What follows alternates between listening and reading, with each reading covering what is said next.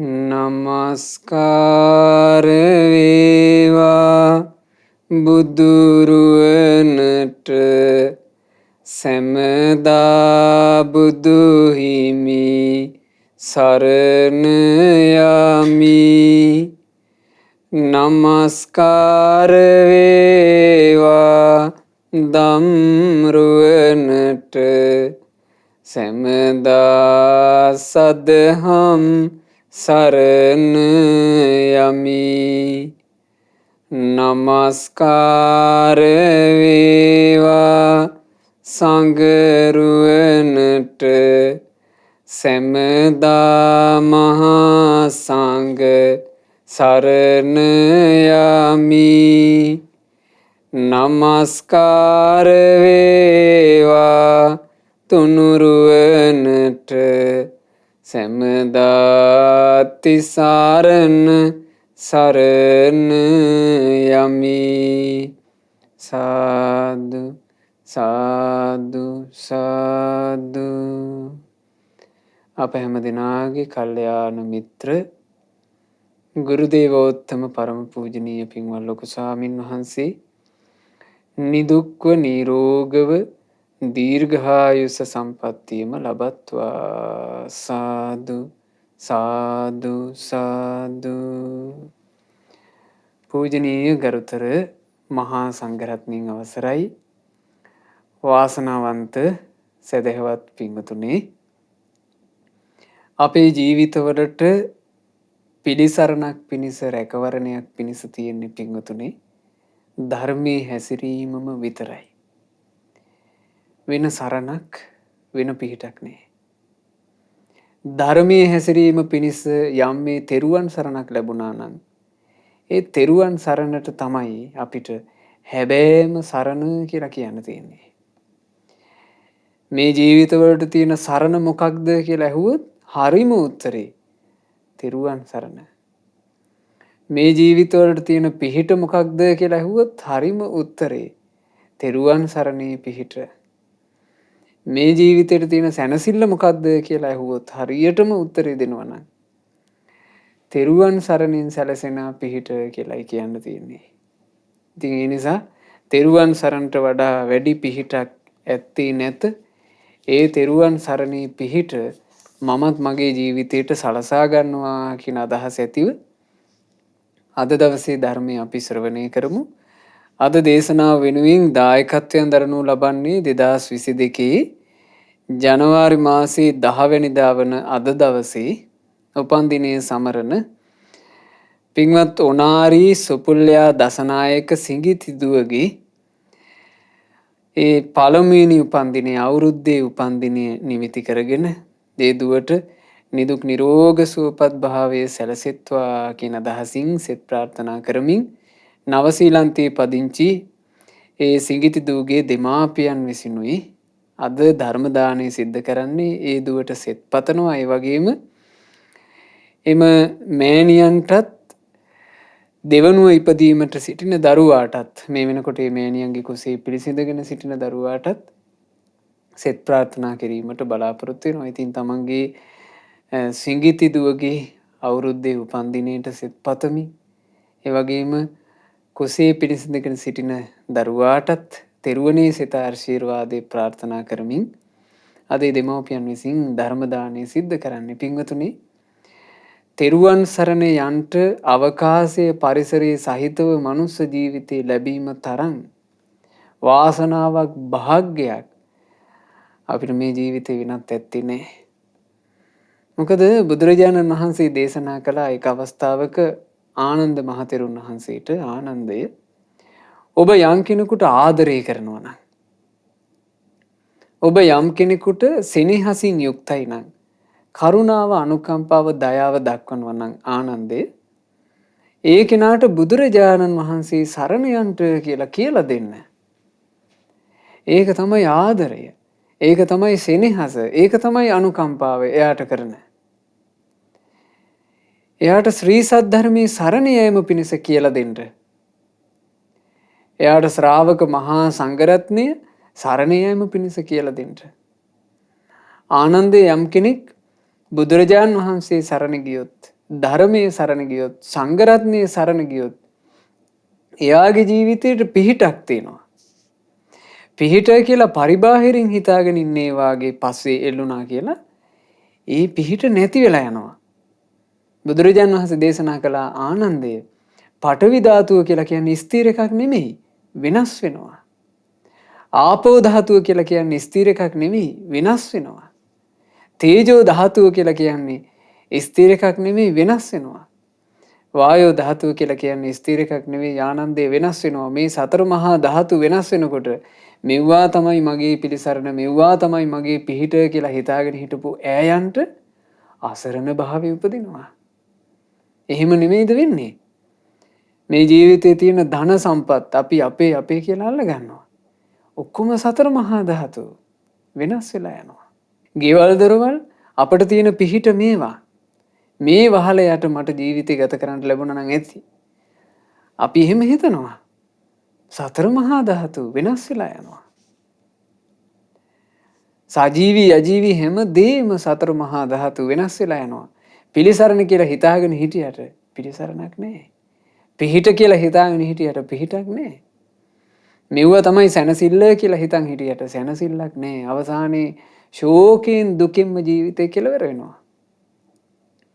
තමන්ගේ ශරීරය වුණත් සතර මහා ධාතු වෙනස් වෙලා යනවා. ඒ නිසා මේ ලෝකේ නොවෙනස් සරණ කියලා කියන්නේ පෙරදිවිය නොහැකි බුදුරජාණන් වහන්සේ සරණ ගියා නම් කෙනෙක්. ඒ බුදුරජුන් ලෝකයට දේශනා කරපු පරම ශාන්තිය වන නිවන ගැන කියවෙන උතුම් ධර්මයේ සරණ ගියා නම් කෙනෙක්. ඒ ධර්මයේ අනුගමනය කරලා තමන් වහන්සේලාගේ ජීවිතේ සැපයට පත් කරගත්තා වූ ශ්‍රාවක සංගරුවන සරණ ගියා නම් කෙනෙක්. ඒ රැකවරණය නොවෙනස්. ඒ පිහිට නොවෙනස්. ඒක වෙනස් වෙන්නේ. ඒක මේ ලෝකේ යම් කලෙක බුද්ධ ශාසන හට ගන්නකොට ඒ බුද්ධ ශාසනවල තමයි ඒ තෙරුවන් සරණ ඉස්මතු වෙන්නේ. ඒ තෙරුවන් සරණ ඉස්මතු වෙන හැම වතාවකම සරණ එකක්. වෙනස් වෙලා නැහැ. බුද්ධ රත්නයේ සරණ, ධර්ම රත්නයේ සරණ, සංඝ රත්නයේ සරණ. අද තෙරුවන් සරණ ගියපු දෙමාපියෝ දෙන්නේ තමන්ගේ දරුවන්ට ආශිර්වාද සෙත ප්‍රාර්ථනා කරමින් තෙරුවනේම ආශිර්වාදපතමින් අද මේ ධර්ම දානය සිද්ධ කරන්නේ. නිසා තම තමන්ගේ ජීවිතවලට තෙරුවනේ ආශිර්වාදයේ, තෙරුවනේ සරණ, තෙරුවනේ පිහිට ලබා ගන්නවා කියන හිතින්ම පින්වතුනි අපි මේ ධර්මයේ ශ්‍රවණය කරමු. මොකද අතීතේ වුණත් අනාගතේ වුණත් මේ වර්තමානයේ වුණත් අපිට තෙරුවන් සරණී පිහිට ලබා ගන්නව ඇරෙන්න මේ ජීවිතේට වෙන පිළිසරණක් ඇත්තේ නැහැ. ඒ තෙරුවන් සරණේ පිහිට කෙනෙකුට ලබන්න පුළුවන් වෙන්නේ මේ ධර්ම විනය තුල කීකරුණොත් විතරයි. බුදුරජාන් වහන්සේ ජීවමානව වැඩ හිටපු කාලේ වුණත් බුදුරජාන් වහන්සේ දේශනා කරපු දෙයට කීකරුුනේ නැත්තම් එයාට සරණ නැහැ, එයාට පිහිට නැහැ. හැබැයි ඒ කාලේ වුණත් සරණක් පිහිටක් සලසා ගත්තේ කීකරු වෙච්ච කෙනා. ඒක හොඳට තේරෙනවා. බුදුරජාණන් වහන්සේ වැඩ ඉන්න කාලේ සැවැන් නුවර හිටියා ගොඩාක් ධනවත් සිටු පවුලක එකම එක පුතෙක්. ඒ සිටු පවුල රන්කාරයෝ. ඒ රන්කාරයන්ගේ එකම එක පුතා නිතර බණ අහන්න ආව සැවැන් නුවර ජේතවනාරාමයට. බණ අහන්න එනකොට මෙයාට මහාන වෙන්න හිතුණා.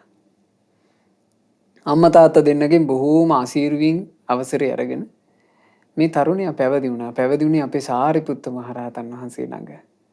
සාරිපුත්ත මහරහතන් වහන්සේ ගුරුදේවයන් වහන්සේ කරගෙන මහාන වුණා. හරිම කීකරුයි. පුදුමාකාර ගුණගරුකයි. සාරිපුත්ත මහරහතන් වහන්සේ මේ තරුණ වයසේ ඉන්න ගොඩාක් කාම සම්පත් අනුභව කරපු මේ ගිහි ජීවිතයක් ගත කරපු මේ තරුණයා වෙනුවෙන් අනුකම්පාවෙන් මූල කමටහන විදිහට දුන්නේ අසුබ කර්මස්ථානේ. ඇයි හේතුව තරුණ වයසේ ඉන්නේ. සරාගේ සිතුවිලි ඕන තරම් එන්න පුළුවන්. එහෙම ආවොත් පැවිද්දට වරදින්න පුළුවන්. ඒ නිසා අසුබ භාවනාව කියලා දුන්නා. දැන් මේ කීකරු භික්ෂුව ගුරුදේවයන් වහන්සේගේ වචනේ නිසා හොඳට අසුබ භාවනාව කරන්න පටන් ගත්තා. මෙහෙම පටන්ගෙන භාවනාව කරගෙන යනකොට මේ භික්ෂුව හිතන සුව පහසුව දැන් ලැබෙන්නේ නැහැ. හැබැයි ගුරුදේවයන් වහන්සේගේ වචනේ නිසා එක දිගටම කරගෙන ගියා. 4 මාසයක් ගත වුණා. එන්න හිර වෙනවා වගේ. ඔළුවත් අදයි. කිසි සුව පහසුවක් නැහැ. හිත හැමතිස්සෙම විසිරිලා. භාවනාවට වාඩි වෙනවා කියන එකත් අපහසුතාවයට පත්වෙන කාරණාවක් බවට පත් වුණා. අන්තිමේ මේ භික්ෂුව බොහොම දුකට පත් වෙලා සාරිපුත්ත මහරහතන් වහන්සේ ළඟට ගිහින් කියලා තියෙනවා අනේ ස්වාමීනි මට හරි අමාරුයි. මම මේ අසුබ භාවනාව පුරුදු කරන්න මට වෙහෙසක් නැති වෙනවා. එතකොට සාරිපුත්ත මහරහතන් වහන්සේ මේ ඊතා කීකරු ඊතා යටහත් පැවතුම් ඇති භික්ෂුව බුදුරජාන් වහන්සේ ළඟට කැඳවාගෙන යන්න කල්පනා කළා. භාග්‍යතුන් වහන්සේ ළඟට කැඳවන් ගිහින් කියනවා ස්වාමීනි මගේ මේ ශිෂ්‍ය භික්ෂුව බොහෝම ගුණ යහපත්. ඒ වුණත් ස්වාමීනි මා මේ ධර්මයේ කියා දෙනකොට එහි හික්මෙද්දී මේ භික්ෂුවට අපහසුතාවයක් මහට ගන්නවනේ.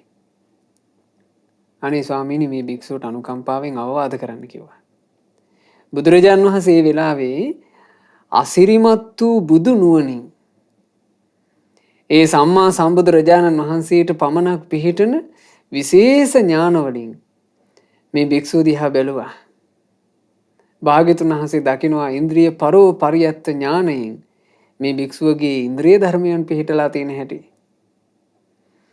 අරහත්ත්වයට පත් වෙන්න පින් තියෙන මනවින් ඉදුරම් පිහිටි කෙනෙක්. ඊළඟට ආසයානුසේ ඥානයෙන් බුදුරජාන් වහන්සේ දකිනවා මේ භික්ෂුව පිළිකුල් සහගත දේට අවධානය යොමු කරන්න කැමති නැති කෙනෙක් ගොඩාක් කල් සසරේ. ඒ නිසා අසුබ කර්මස්ථානයේ මේ භික්ෂුවට හරියන්නේ. බලන්න මේක දකින්න පුළුවන් සම්බුදුරජාණන් වහන්සේට විතරයි. බුදු ඇස තියෙන්නේ භාග්‍යතුන් වහන්සේටම පමණි.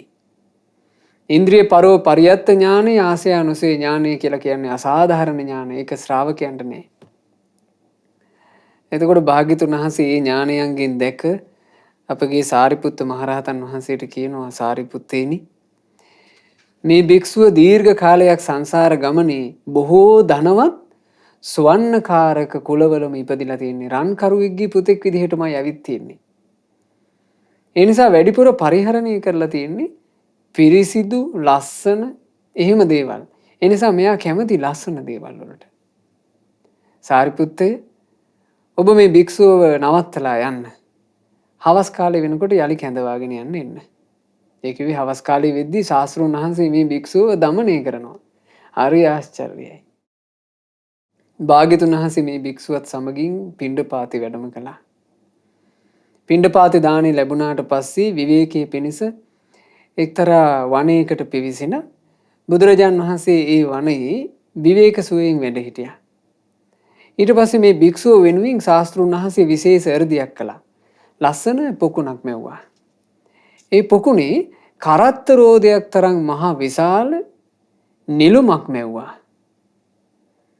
මේ නිලුම මවලා අර භික්ෂුවට කතා කරලා කියනවා පින්වත් භික්ෂුව මේ ලස්සන මල දිහා ඔයා බලාගෙන ඉන්න. හොඳට මලට අවධානය යොමු කරන්න. මලේ පැහැය, ඒ මලේ තියෙන සුන්දරත්වය ඒවට අවධානය යොමු කරන් ඉන්න. දැන් මේ භික්ෂුව කීකරු කෙනෙක්. ඒ කීකරු නිසා බුදුරජාණන් වහන්සේ දේශනා කරපු කාරණේ ගැන ආයේ අමුතුවෙන් ඇයි මට එහෙම කිව්වේ? දැන් මේ මල දිහා බලන් ඉඳලා හරියයිද? ඒ මොකුත් නැහැ. බුදුරජාණන් වහන්සේගේ අවවාදේ ඒ විදිහටම කළා. භාග්‍යතුන් වහන්සේ මේ භික්ෂුව හොඳ අවධානයෙන් මේ මල දිහා බලාගෙන ඉන්නකොට දැන් මේ භික්ෂුවට ඒක අපහසුයක් නැහැ. මොකද මෙයා ලස්සන දේවල් වලට ආස කෙනෙක්. එහෙම බලාගෙන ඉන්නකොට බුදුරජාණන් වහන්සේ එරදියක් කළා.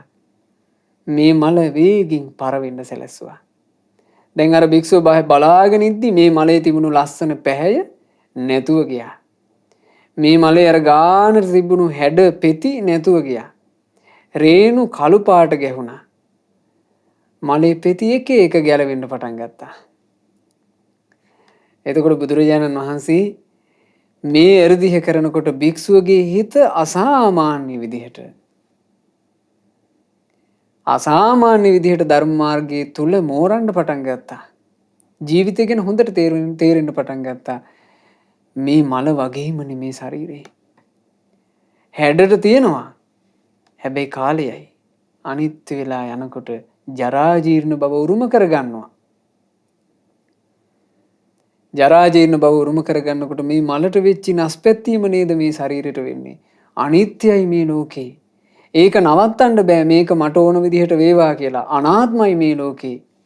මේක නම් දුකක්. මේක නම් දුකක් කියලා හිත පිහිටියා.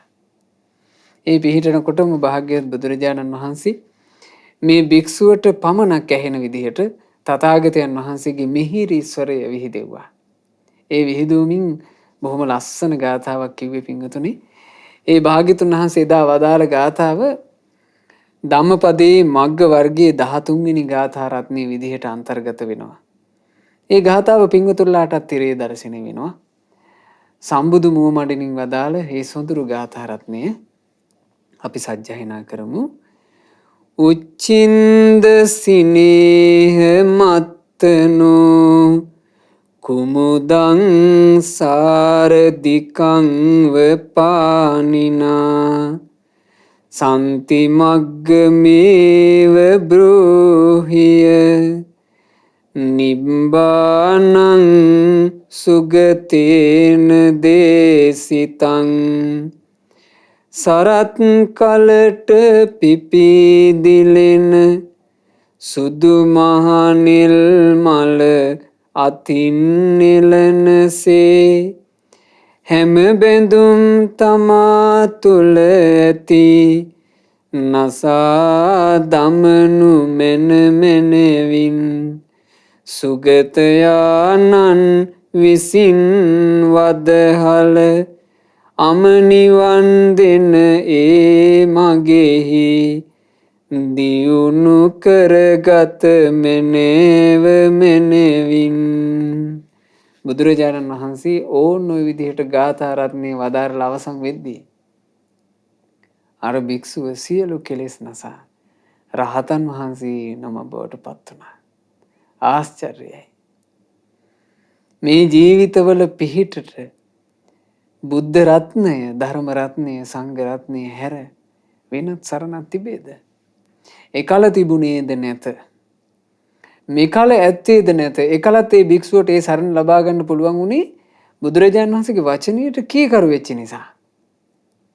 අද පින්වතුනේ භාග්‍යතුන් වහන්සේ ජීවමානව වැඩ ඉන්නකොට අර ඉන්ද්‍රිය ධර්මයන් බලලා ඊළඟට ආසයානුසේ ඥානීන් බලලා ඒ දීපු උපදේශය නැති එක විතරයි. හැබැයි මේ සත්වයාගේ සැපේ පිණිස සැනසෙල්ල පිණිස නිවන පිණිස බුදුරජාණන් වහන්සේ දේශනා කරපු ධර්මය අදටත් ඉතුරුලා තියෙනවා. ඒ ධර්මයෙන් පිහිටක් පිළිසරණක් අපේ ජීවිතයට සලස ගන්නට නම් තෙරුවන් සරණේ ආරක්ෂාව ආශිර්වාදයේ සලසා ගන්නට නම් අප කළ යුත්තේ කීකරු වීමයි. ඒ ධර්මයට කීකරු වී ඒ දහම් පදවලට අනුව අපේ ජීවිතේ ගොඩනගා ගන්න මහන්සි ගන්න එක. මොකද ශාස්ත්‍රෝන් වහන්සේ විසින් කරන්නේ මඟ පෙන්වීම කරන එක පමණයි. තෙරුවන් සරණ තුල තමන්ගේ ජීවිතයට රැකවරණය හදාගන්න ඒ මඟ පෙන්වීම ඔස්සේ තමන් දක්ෂ වෙන්න ඕන. ඉතින් බුදුරජාණන් වහන්සේ ඒ කාලේ ඒ වාසනාව තිබුණු මිනිසුන්ට පුදුමාකාර විදිහට ජීවිතයට උදව් කළා. ඒ කාලේ හිටිය ගොඩාක් ධනවත් සිටු පුත්‍රයෙක් මහා ධන සිටු කියලා. ওই මහා ධන සිටුවරයා වෙලහෙළදාම් කරපු කෙනෙක්. දවසක් තමන්ගේ පිරිසත් එක්ක ආවා සවැත් නුවරට. ඇවිදිලා සවැත් නුවර නැවතී වෙළඳාම් කරන්න කැමති වුණා. බුදුරජාණන් වහන්සේ වැඩ ඉන්න බව ආරංචි වෙලා භාග්‍යතුන් වහන්සේ දකින්න එනවා. කතා බහ කළා. කතා බහ කරනකොට මේ සිටුවරයා කියනවා ස්වාමීනි මම මේ වෙළඳාම් පිණිසයි මෙහෙට ආවේ. දැන් බුදුරජාණන් වහන්සේත් වැඩ ඉන්න එකේ මං ටික කාලයක් මෙහි නැවතිලාම ඉඳලා යනවා. එතකොට භාග්‍යතුන් වහන්සේව මට ඇසුරු කරන්නත් පුළුවන්. මං ස්වාමීනි මේ අවුරුද්දෙත් ඉන්නවා. ඊළඟ අවුරුද්දෙන් නවතින්නයි මගේ කල්පනාව. එතකොට භාග්‍යතුන් වහන්සේ මේ සිටුවරයාගෙන් අහනවා. සිටුතුමනි එච්චර කාලයක් නැවතිලා නුඹ මොනවද කරන්න බලාපොරොත්තුව? ස්වාමීනි වෙලහෙළදාන් ටිකත් මං කරගන්නවා. ඒවටත් විශේෂයෙන් උනන්දු වෙනවා. ඊට අමතරව ශාස්ත්‍රුන් වහන්සේත් ඇසුරු කරමින් මට දහම් කතාත් කළ හැකිනේ. බුදුරජාණන් වහන්සේ වදාලා සිටුතුමනි නරකද ඔබ විශේෂයෙන් ධර්මයටම අවධානය යොමු කළා නම් මේ කාලේ. එතකොට සිටුවරයට අමුත්තක් දෙනුණා. ඒ බුදුරජාණන් වහන්සේගේ ප්‍රකාශේ. සිටුවරය අහනවා ස්වාමීනි ඇයි එහෙම කිව්වේ? ස්වාමීනි මගේ ආයුෂ අඩුයිවත්ද? එතකොට බුදුරජාණන් වහන්සේ වදාලා ඔව් සිටුවරය. නුඹට තියෙන්නේ දින 7ක් පමණ කෙටි ආයුෂයක්. නුඹ තව දින 7ක් ඇතුළත මේ ලෝකේ දාලා යනවා. බලන්න පින්වතුනි අපි හැමෝම උරුම කරගෙන ඉන්න අසරණකම. අපි මේ මොහොතේ සමහර වෙලාවට ජීවිතේ සම්බන්ධයෙන් ගොඩාක් ඉලක්ක ගොඩනගා ගනිමින් අපි ඒ ඉලක්ක උදෙසා වැඩ කර කර ඉන්නවා. නමුත් අපි දන්නේ නැහැ පෞද්ගලිකව අපිට තව කොච්චර කාලයක් ඉන්න තියෙනවද කියලා. අර සිටුවරයා දැනන් හිටියෙත් නැහැ. අසිරිමත් ඥාන ඇති බුදුරජාණන් වහන්සේ නිසා ඔහුට දැනගන්න ලැබුණා තමන්ට තව තියෙන දින 7යි. ඔහු කලබල වුණේ. ඔහු කල්පනා කළා මම භාග්‍යතුන් වහන්සේ කියපු විදිහටම ධර්මයටම අවධානය යොමු කරන්න ඕන. තමන්ගේ සේවක පිරිසෙන් වැඩි පිරිසකට වෙළඳාම් කටයුතු වලට අවධානය යොමු කරන්න කියලා සේවකයෝ කීප දෙනෙක් තියාගෙන එදා ඉඳලා මේ සිටුවරයා පටන් ගත්තා එක දිගට බුද්ධ ප්‍රමුඛ මහා සංඝරත්නයට දන් දෙන්න පටන් ගත්තා. හොඳට බණ අහන්න පටන් ගත්තා. පින කුසලයේ උදෙසාම වෙන් කළා ඒ කාලේ. 7 දවසක් හොඳට පින් කරගත්තා. 7 වෙනි දවසේ බුදුරජාණන් වහන්සේ ප්‍රමුඛ මහා සංඝයාට දානි පූජා කරලා භුක්තානුමෝදනා ධර්ම දේශනාව අහනකොට මේ සිටුවරයා සෝතාපන්න වුණා. අර නොවෙනස් සරණ තුල නොවෙනස් භාවයට පත් වුණා. සෝවාන් වීමට කියනවානේ අචල පද කියලා. ඇයි අචල පද කියලා කියන්නේ? බුදුරජාන් වහන්සේ ගැන තියෙන ප්‍රසාදේ හොලවන්න බෑ. ධර්මයේ ගැන තියෙන පැහැදීම හොලවන්න බෑ. ශ්‍රාවක සංගරුවන ගැන තියෙන පැහැදීම දෙවියන් බඹුන් මරුන් සහිත මේ ලෝකෙ කිසි කෙනෙකුට හොලවන්න බෑ. අන්න එහෙම ශ්‍රද්ධාවක් ඇති වුණා. ඊළඟට කිසි කලෙකත් නොවෙනස් වෙන ආර්යකාන්ත වූ සීලයක් එතුමා තුළ පිහිටියා. සෝතාපන්න වුණා. දාන ඉවරුණාට පස්සේ තමන්ගේ සේවක පිරිසට කිව්වා මගේ ඔළුව ටිකක් අකිනවා. මම පොඩ්ඩක් හාන්සි වෙනවා. එහෙම කියලා මේ සිටුවරයා හාන්සි වුණා. ඒ තමයි ඔහුගේ අවසාන හාන්සි වීම. ඔහු එහෙම්ම කලුරිය කළා. සුගතිය උපන්නා. ඇයි රැකවරණේ හදාගත්තා. ඒ රැකවරණේ ඔහුට ලැබුණේ කුමකින්ද? ඔහු ගොඩාක් ධනෙ තිබ්බ කෙනෙක්. ධනෙන්ද රැකවරණේ ලැබුණේ? ධනෙන් නෙමෙයි. ඔහුට ගොඩාක් දේපල තිබුණා. දේපල වලින්ද රැකවරණේ ලැබුණේ? දේපලින් නෙමෙයි. ඔහු හොඳ බිස්නස් කාරයෙක්, ව්‍යාපාරිකයෙක්. ඒ බිස්නස් වලින්ද රැකවරණේ ලැබුණේ? ඒ වගේන් නෙමෙයි. ඔහු ධනවත් පවුලක උගතෙක්. උගත්කමින්ද ඔහුට රැකවරණේ ලැබුණේ? උගත්කමින් නෙමෙයි. ඔහුට ලැබුණේ තෙරුවන් සරණින් රැකවරණේ. තෙරුවන් සරණින්. මේ ජීවිතේ තමන්ගේ ශරීරය අත්හැරලා දානකොට ඔහුව සුගතියට අරගෙන ගියා තෙරුවන් සරණ. ඒ නිසානේ භාග්‍යතුන් වහන්සේ වදාළේ යේකේචි බුද්ධං සරණං ගතාසි. යමික් බුදුරජාණන් වහන්සේ සරණ ගියා නම් යේකේචි ධම්මං සරණං ගතාසි. යම් කිසි කෙනෙක් ධර්මයේ සරණ ගියා නම් යේකේචි සංඝං සරණං ගතාසි. කෙනෙක් සංගරුවන සරණ ගියා නම් නතේ ගමිස්සන්ති අපායං. එයාට ලැබෙන රැකවරණේ තමයි අපාය යන්නේ නෑ. ඒක පින්වතුනි රැකවරණයක් නොවේද? ඒක ජීවිතේට රැකවරණයක් නේ. ඇයි මේකේ ජීවත් වෙලා අනිවාර්යෙන් මැරෙනවා. මේකේ ජීවත් වෙලා අනිවාර්යෙන් මිය යනකොට මේ මිය යන පරලොව සම්බන්ධයෙන් අපි හිතලා තිබිය යුතු නැද්ද? බුද්ධිමත් මිනිස්සෙක් නම් හිතලා තියෙන්න ඕන. උඩගු මිනිස්සයෝ නම් තර්ක කරයි. ඒ මිනිස්සු තර්ක කර කර ඉඳලා මැරිලා යයි. නුවණ තියෙන මිනිස්සයා බුද්ධිමත් මිනිස්සයා සරණක් හදාගෙන මැරිලා යයි. එතකොට ඒ සරණ මෙතුමාට හදාගන්න පුළුවන් වුණා තමන් ගාව තිබුණු තෙරුවන කෙරෙහි පිහිටි හිත නිසා. සුගතිය උපන්නා. ඉතින් බුදුරජාණන් වහන්සේ ওই කාරණේ මුල් කරගෙන ලස්සන ගාථාවක් වදාලා අපේ ජීවිතේ නිරන්තරයෙන් සිහි කරන්න වටින ගාථාවක්. ඉදවස්සං වසිස්සාමි ඉදහේමන්තගිම්හිසු ඉතිබාලෝ විචින්තේති අන්තරායං බුජ්ජති. වස්සාන කල මෙහි සිටින්නෙමි සීත කල පායනා කලටත් මෙහිම මම නැවතී සිටින්නෙමි නුවණ නැත්තා සිතයි මෙලෙසින් වටහා නොගනී සැබෑ අනතුර. නුවණ නැති තැනැත්තාට සැබෑ අනතුර වැටහෙන්නේ. සැබෑ අනතුර පේන්නේ. අපි සරණ ගියපු අපේ අරහත් සම්මා සම්බුදුරජාණන් වහන්සේ මහා බෝධිසත්වයෝ කාලේම මහා සැප සම්පත් මැදත් සැබෑ අනතුර දැක්කනේ. මොකද්ද පින්වතුනි ජීවිතේට තියෙන සැබෑ අනතුර? සැබෑ අනතුර තමයි නාකි වීම. සැබෑ අනතුර බවට පත් වෙන්නේ ඒක. ඊළඟට සැබෑ අනතුර තමයි ලෙඩවීම. සැබෑ අනතුර තමයි මිය යාම. ආන්නේ අනතුර බුදුරජාණන් වහන්සේ දැක්ක නිසා ඒ අනතුරට විසඳුමක් හොයාගෙන ගියපු නිසානේ අපිට අද ධර්මයේ තියෙන්නේ.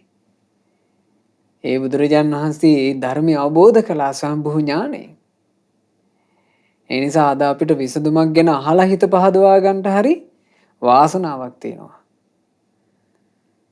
එහෙම නැතුව මිනිස්සෙක් යම් විදිහකින් මේ බාහිර ලෝකයේ තියෙන දේවල් එක්ක ඒවාමයි සතුට කියලා හිතාගෙන ජීවිතය ගත කළොත් ජීවිතය සම්බන්ධයෙන් පරිණත දැක්මක් ඇති කරගත්තේ නැත්නම් ඒ මිනිසයාගේ ජීවිතේ හරිය අභාග්‍ය සම්පන්න වෙනවා.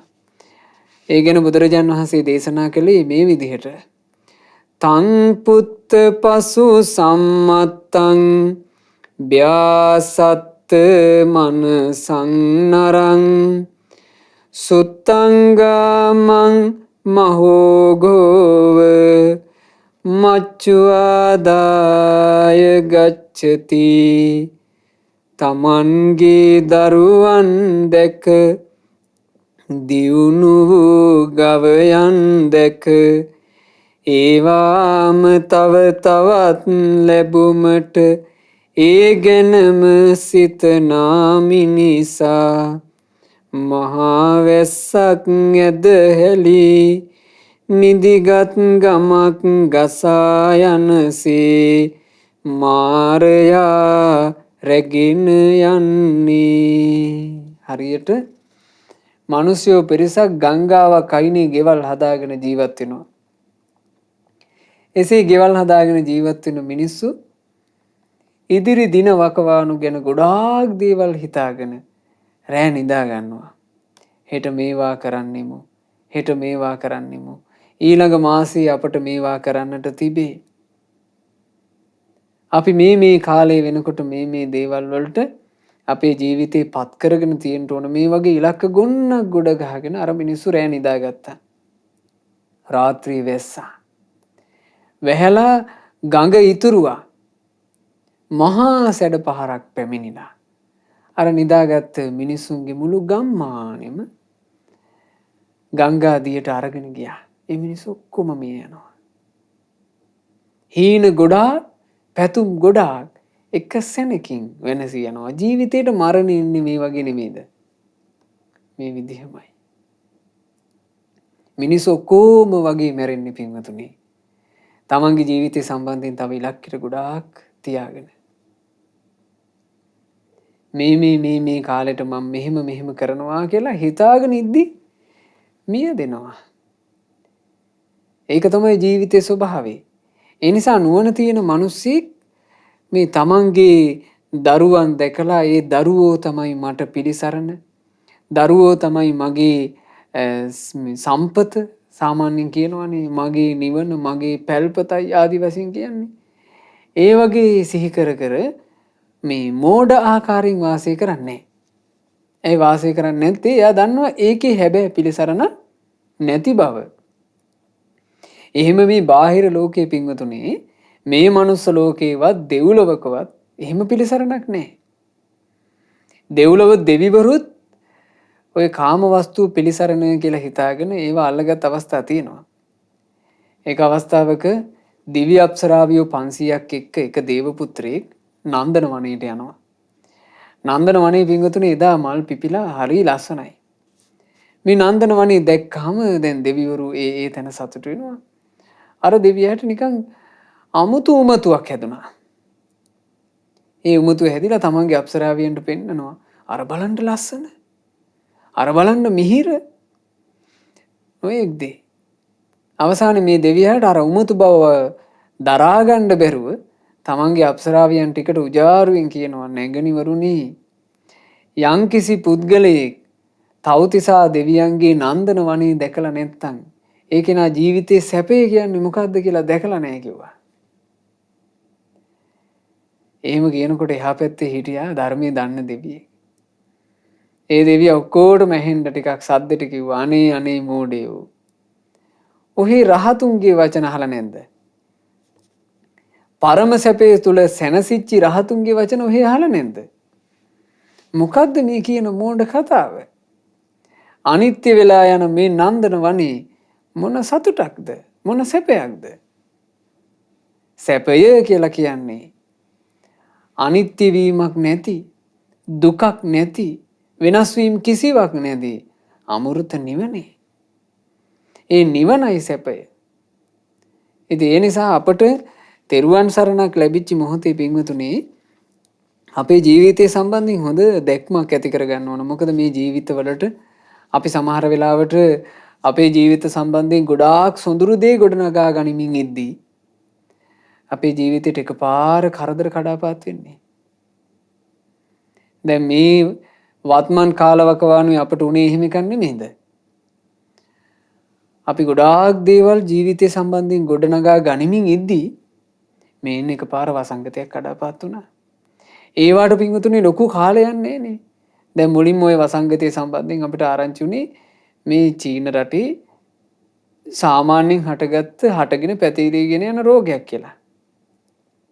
ඒක සම්බන්ධයෙන් අපි කතා කරාට ඒක අපිට ප්‍රශ්නයක් විදිහට දැනුනේම නෑ. අනේ ටික දවසයි ඒක ලෝකේ රටවල් කීපයක ව්‍යාප්ත වෙලා ගියා. සම්පූර්ණයෙන්ම ජීවිත පසුබිම වෙනස් වෙලා ගියේ නැන්ද? වෙනස් වුණා. වෙනස් වෙන්න යන්නේ මොහොතයි. මේ හොඳට ඉන්න මිනිසයා තමයි ඊළඟ මොහොතේ ලෙඩෙක් වෙන්නේ. වෙනස් වෙන්න යන්නේ මොහොතයි. මේ හොඳට ඉන්න මිනිසයා තමයි ඊළඟ මොහොතේ මෙන්න ඔත්පල වෙලා ඇදගෙන වැටිලා. වෙනස් වෙන්න යන්නේ මොහොතයි. මේ අපි ගෙවල් දොරවල් හදාගෙන ඉන්න පොළව තමයි එකපාර භූකම්පන වලට අහු වෙන්නේ. වෙනස් වෙන්න යන්නේ මොහොතයි. අපි මේ වාසය කරන ප්‍රදේශ තමයි එකපාර වර්ෂා ඇදහැරිලා ගම් වතුර වලින් යට වෙන්නේ. වෙනස් වෙන්න යන්නේ මොහොතයි. මේ ඉන්න ප්‍රජාව අස්සීම තමයි අන්තවාදී අදහස් ඔළුවේ පුරවගත්ත මෝඩ තැනැත්තෝ එකපාර අන්තවාදී අරගල කරන්නේ. වෙනස් වෙන්න යන්නේ මොහොතයි. මේ ජීවත් වෙන පරිසරයේ මැදම තමයි ත්‍රස්තවාදීන්ට එකපාර කුරිරු ක්‍රියා කරන්න හිතෙන්නේ. වෙනස් වීමට යන්නේ මොහොතයි. ඒ ඕනම වෙනස් වීමක් කෙනෙකුට දරා ගන්න පුළුවන්කම ලැබෙනවා. එයා හැබෑ සරණ අඳුනාගෙන හිටියොත් ඒ හැබෑ සරණ මොකද්ද පින්වතුනි? තෙරුවන් සරණමයි. තෙරුවන් සරණමයි හැබෑ සරණ. දැන් බුදුරජාණන් වහන්සේ ඔය අපි කලින් කියපු ගාථාව දේශනා කොට වදාළේ කිසා ගෞතමී ආරම්භය. කිසා ගෞතමිය තමන්ගේ දරු පැටියා නැතිවීමේ ප්‍රශ්නයකට මුහුණ දුන්නනේ.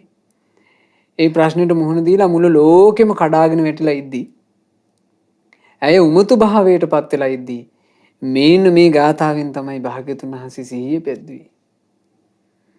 ඊළඟට ජීවිතේට පැමිණෙන ප්‍රශ්න ව්‍යසන ගැන අපි හිතුවොත් එහෙම අපිට මේ දහම් පොත්වල කියවන්න ලැබෙන මහා ව්‍යසනයක්නේ. පටාචාරාවට සිද්ධ වෙච්ච ව්‍යසනේ. පටාචාරාවගේ ජීවිතේට එක මහා වරුසාවක්. එක මහා වරුසාවක් ඇදහැළුණා. ඒ මහා වරුසාව ඇගේ ජීවිත කතාව සම්පූර්ණයෙන්ම අනිත් පැත්ත හැරෙව්වා. ඇයට හිටපු දරු දෙන්නා නැතුව ගියා, ස්වාමි පුරුෂයා නැතුව ගියා, මව් නැතුව ගියා, පියා නැතුව ගියා, සහෝදරයා නැතුව ගියා. ඈ තනි වුණා. හැබැයි මේ වර්ෂාව නිසාම ඈ තනි වෙලා ඈ පිස්සියෙක් විදිහට දුවගෙන යනකොට ඈට බුදුරජාණන් වහන්සේව මුණ ගැහුණා. ඈට හැබෑ සරණ, හැබෑ පිහිට, හැබෑ රැකවරණෙත් මුණ ගැහුණා. ඈ ඒ උදෙසා සසරේ පින් කරලා තිබුණ නිසා. ඈ දුවගෙන ආවේ බුදුරජාණන් වහන්සේ ළඟට, බුද්ධ රත්නයේ සමීපයට ආවේ. ඒ භාග්‍යතුන් වහන්සේ ඇයට ශ්‍රී සද්ධර්මයේ දේශනා කළා. පටාචාරාවට භාග්‍යතුන් වහන්සේ එදා මෙන්න මේ විදිහට වදාලා. නසන්ති පුත්තාතානාය නපිතාන පිබන්ධවා අත්තකේනාදිපන්නස්ස නත්තිඥාති සුතානතා. දරුවන්ගින්ද නැතේ පිහිටක් පියාගින් නෑයන්ගින් පරලොවට නොමැත පිහිටක් මාරයා ඩැහැගන්න විටදී නෑයන් අතර නොමැත පිහිටක්.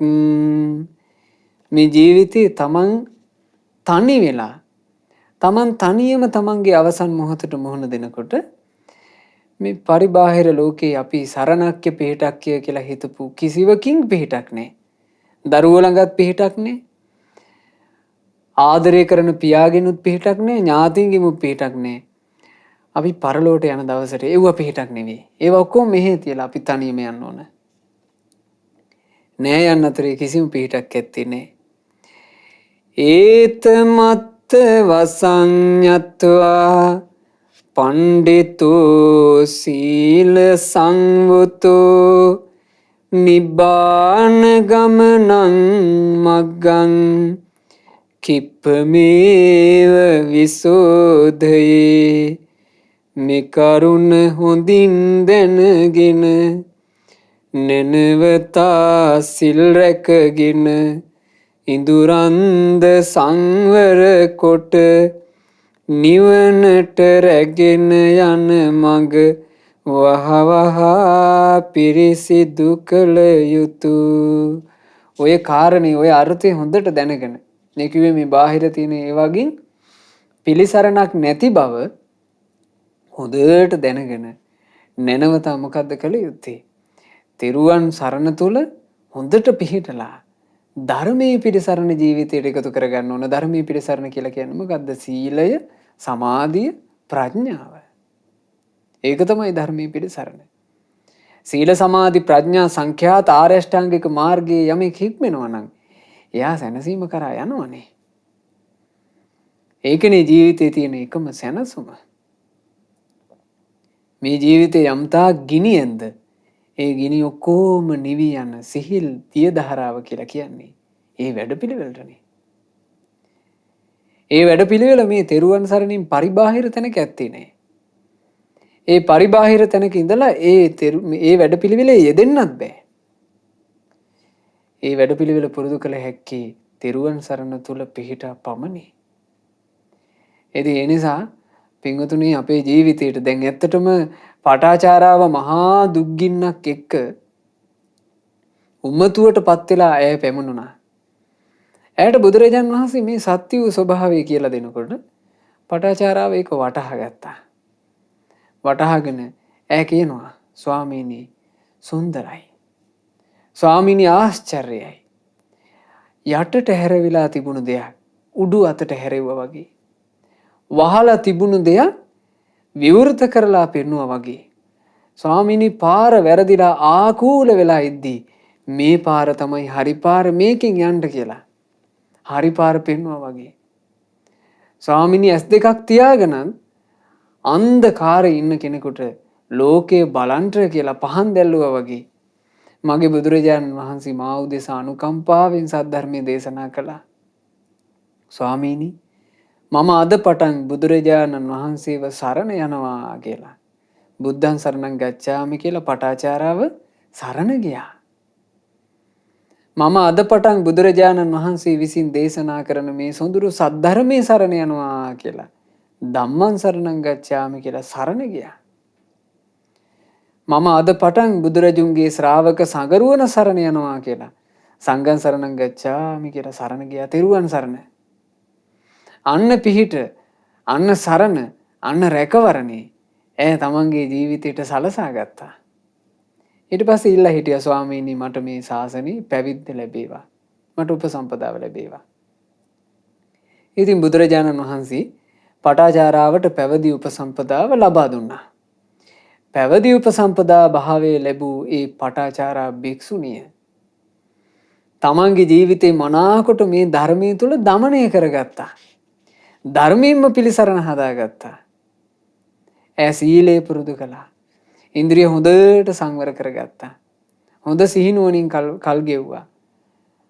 අකුසල් ඔක්කොම බැහැර කරලා නීවරණ පහ කරගෙන සමාධියක් උපදව ගත්තා. ඒ චිත්ත සමාධිය තුල පිහිටා ජීවිතය ගැන ප්‍රඥාවෙන් දකිනකොට ජීවිතේ තිබුණු සියලු කංකටොළු, සියලු සංතාප, සියලු ගිනි පහ වී ගියා. සැනසීමටපත් වුණා. පටාචාරාව අරහත් උත්තමාවියක් බවට පත් වුණා.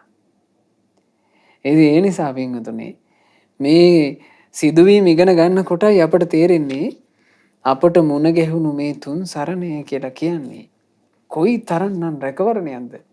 අද ධර්ම දානය කරන පින්වතුන්ලා ගොඩාක් සතුටු වෙන්න. තමන්ගේ මේ යුග ජීවිතේ පටන්ගෙන තමන්ගේ ලෝකයට එකතු වෙන මේ සිඟීති දරු පැටවුන් වෙනුවෙන් පින්වතුන්ලාට මේ මහා ලාභය දෙන්න ලැබුණා. පින්වතුන්ලා පින්වතුන්ගේ ජීවිත ගැන හිතුවොත් එහෙම පින්වතුනි අපිට එච්චර පුංචි කාලේ මේ තෙරුවන් සරණ ගුණ වශයෙන් දැනගෙන ලබා දෙන්න කෙනෙක් හිටියේ නෑ. නමුත් අද පින්වතුන්ලාට අවකාශය ලැබිලා තියෙනවා. ඒ තෙරුවන් සරණ ඊටාම සිඟිති අවදී ඉඳලාම මේ දරුවන්ට ලබා දෙන්න. දරුවෝ කියලා කියන්නේ දෙමව්පියෝ බලවත්වම ආදරය කරන අයනේ. තමන්ගේ දරුවෝ කියලා කියන්නේ අම්මා තාත්තා දෙන්නේ ඒ දරුවන්ට බොහෝසේ ආදරය කරනවා, සෙනෙහස දක්වනවා, ප්‍රේමය දක්වනවා. එහෙම සෙනෙහස දක්වනවා නම්, ප්‍රේමය දක්වනවා නම්, ආදරය දක්වනවා නම් හැබෑවටම කළ යුතු දේ පින්වතුන්ලා කරනවා. ඒ තමයි තෙරුවන් සරණ ලබා දීම. බුදුරජාණන් වහන්සේගේ සරණ, ධර්මයේ සරණ, ශ්‍රාවක සංගරුවනේ සරණ අපිට දරුවන්ගේ ජීවිතවලට ලබා දෙන්න පුළුවන් වුණොත්, ඒ තෙරුවන් සරණට දරුවන්ගේ ජීවිත පූජා කරන්න පුළුවන් වුණොත්, අපේ ජීවිත පූජා කරන්න පුළුවන් වුණොත් පින්වතුනි අපි ජීවත් වෙලා ඉද්දීම මේ පඨවි ධාතුව වෙනස් වෙලා යන හැටි අපිට පෙනේ. නානා විද ක්‍රියාකාරකම් හේතු කරගෙන මේ පඨවි ධාතුව වෙනස් වෙලා යන හැටි පෙනේ. අපිත් එක්ක ළඟින් හිටපු අය වෙන් වෙවි යන හැටි පෙනේ. අපි ආසයි ළඟින් ඉන්න ආදරය කරන අයගේ උණුහුමට. ඒ උණුහුම නැතුව යනවා අපට දැනේ. මේ ලෝකේ අපි හිතුවේවත් නැති දේවල් සිද්ධ වෙනවා. අපිට අපේ අනාගතේ සමහරලාට මුහුණ දෙන්න සිදු වෙයි. බුදුරජාණන් වහන්සේ දේශනා කළා අචින්තිතම්පි භවති. මේ සත්වයා නොහිතන දේ වෙනවා. චින්තිතම්පි විනස්සති. හිතාගෙන හිටපේවල් වෙනස් වෙලා යනවා. මේ සතර මහා ධාතු වෙනස් වෙනකොට මේ ලෝකේ අපි හිතාගෙන පතාගෙන හිටපු දේවල් වෙනස් වෙලා යනකොට අපිට පින්වතුනි තෙරුවන් සරණ තිබුණොත්, මේ ලෝකේ කිසි කලයකට වෙනස් වෙන්නේ නැති හැබෑම සරණ තිබුණොත් අපිට පුළුවන් මේ අකම්පිතව ඒවට මුහුණ දෙන්න. කිසි සැලීමක් නැතුව ඒවට මුහුණ දෙන්න අපට ශක්තිය, ධෛර්යයක් උදා වේවි. නිසා හොඳට තේරුම් ගන්න අපේ ජීවිතේට තෙරුවන් සරණ හැර සරණක් නැත. තෙරුවනේ පිහිට හැර වෙන පිහිටක් නැත. තෙරුවන් සරණේ සැනසෙල්ල හැර වෙන සැනසෙල්ලක් නැත. ඒ තෙරුවන් සරණේ පිහිට ලබාගෙන, රැකවරණය ලබාගෙන, සැනසීම ලබාගෙන මේ ගෞතම බුදුරජාණන් වහන්සේගේ ශාසනය තුල අපේ ජීවිතවලට රැකවරණයක් සලසා ගන්නට අපට වාසනාව ලැබේවා. සාදු සාදු සාදු. රැස් කරගන්නට යෙදුණු උදාරතර පුණ්‍ය ධර්මයේ සියලු දෙවියෝ සතුටු සිතින් අනුමෝදන් වෙත්වා. සහම්පති මහා බ්‍රහ්ම රාජයා, ගටිකාර මහා බ්‍රහ්ම රාජයා ප්‍රමුඛ සියලු බ්‍රහ්මකායික දෙවිවරුත් සක්දෙවිඳුන් සතරවරන් දෙවිවරුන් සෙම්පති දෙවිවරුන් ප්‍රධාන සදෙව්ලෝක වාසී සියලුම දෙවිවරුත් අපගේ ඉෂ්ඨකාමී හිතකාමී සියලුම දෙවිවරුත් මේ ලංකා භූමිය සුරකින සුමන සමන් දෙවියන් ප්‍රධාන සියලු දෙවියෝ සතුටු සිත් උපදවාගෙන පින අනුමෝදන්ව දෙවියෝ දිව්‍ය සැපින් වැඩෙත්වා. ඒ දෙවියන්ගේ නිරන්තර ආශිර්වාද රැකවරණ අද දවසේ ධර්ම දානය සිදු කරන මේ පින්වතුන්ලා ප්‍රධාන අප සෑම සියලු දෙනාට දෙවියෝණු අඩුවම සලසත්වා. දෙවියෝද සංසාර දුකින් අත මිදේවා. සාදු සාදු සාදු.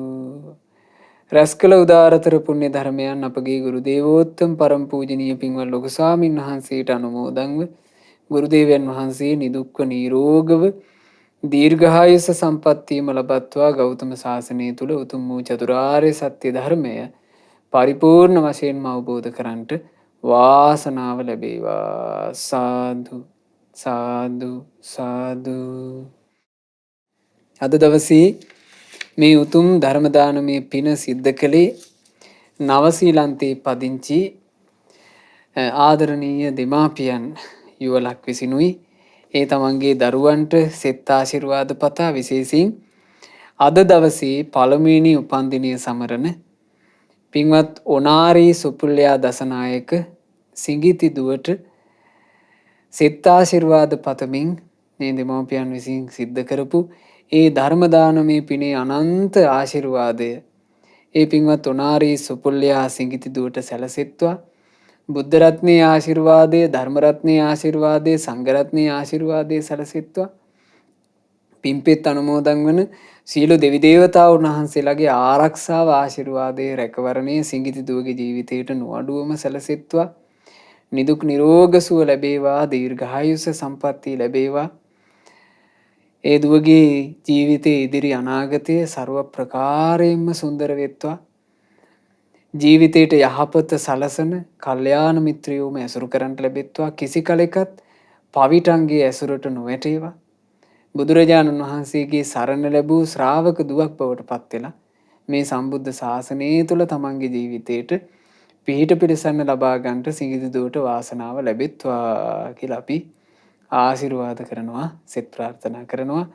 ඒ වගේම අද දවසේ මේ රැස් වූ ධර්ම දානමය පිනේ ආශිර්වාදය, උතුම් තෙරුවනේ ආශිර්වාදය, සියලු දෙවි දේවතාවුන් වහන්සේලාගේ ආශිර්වාදයේ ආරක්ෂාව රැකවරණය පින්වත් ඔනාරී සුපුල්ලයා දසනායක සිඟිති දුවගේ ආදරණීය මෑණියන්ටත් ඒ මෑණියන්ගේ කුසේ පිළිසඳගෙන සිටින ඒ පින්වන්ත දරු සම්පතට සැලසේවා. ඒ මෑණියන්ට කිසිම කරදරයකින් බාධාවකින් තොරව නිදුක්ව නිරෝගීව පින්වන්ත දරු සම්පතක් මේ ලෝකයට සුවසේම බිහි කරන්නට වාසනාව ලැබෙත්වා කියලා අපි ආශිර්වාද කරනවා, සෙත් ප්‍රාර්ථනා කරනවා.